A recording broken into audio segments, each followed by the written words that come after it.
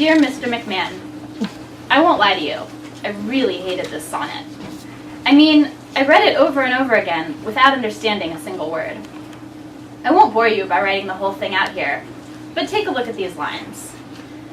Then thou, whose shadows doth make bright, how would thy shadows form happy show? I mean, come on.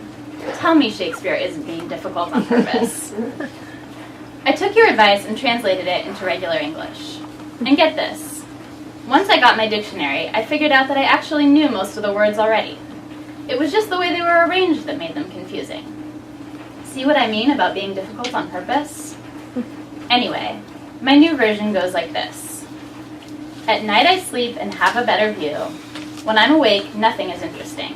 But when I sleep, I only dream of you, and you are all I ever want to see. Even in dreams, you shine like a bright star, so I can't help but long for the real you, to come and send my nightmares running far, and make both night and day a better view.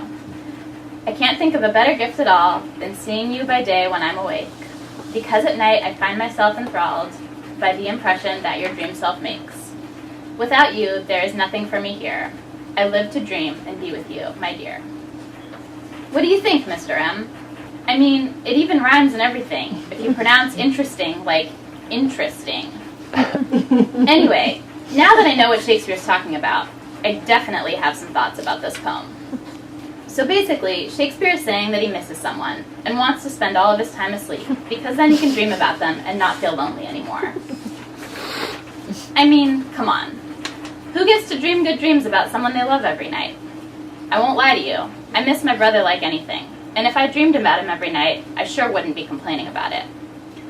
So tell me this whole thing isn't just a made-up excuse to stay in bed all day because old Shakespeare doesn't want to get up in the morning. I can just see him, pulling the covers over his head when his mom wants him to get out of bed and get ready for school. I've seen a picture of him, a big fat guy in a cape with a red beard. He's probably so fat that when he pulls the covers up over his face, his feet stick out the bottom and get cold. Serves him right for being confusing on purpose, if you ask me. Okay, Mr. M, hang on a sec. I just told Nat about lazy Shakespeare under the covers, and she says I've got it wrong. I guess the fat guy is actually Henry VIII, not Shakespeare. Nat says Shakespeare isn't even a real guy anyway. It's just a disguise for Queen Elizabeth, who really wrote the sonnet. And get this, Queen Elizabeth is Henry VIII's daughter. So really, the big bearded guy isn't the one hiding under the covers at all. He's the parent at the door saying, if you aren't out of that room in 2 minutes, so help me.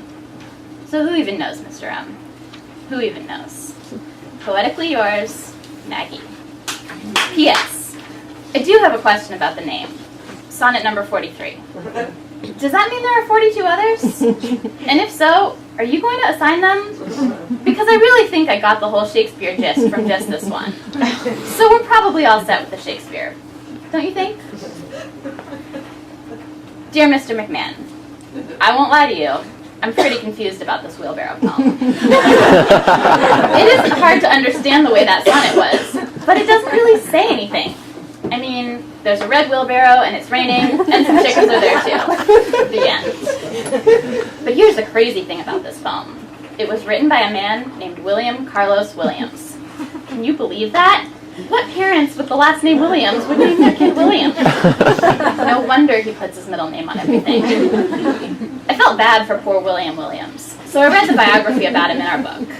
I thought maybe it would say something about his lifetime burden of having the same first and last name. But all it said was that he's a doctor and writes poems on his prescription pad.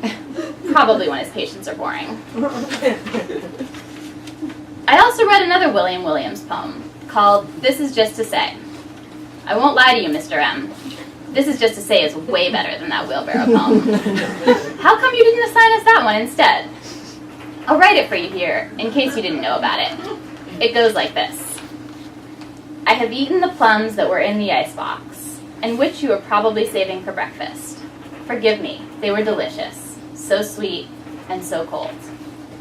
I won't lie to you, Mr. M. This is the first poem I've read this year that I actually get.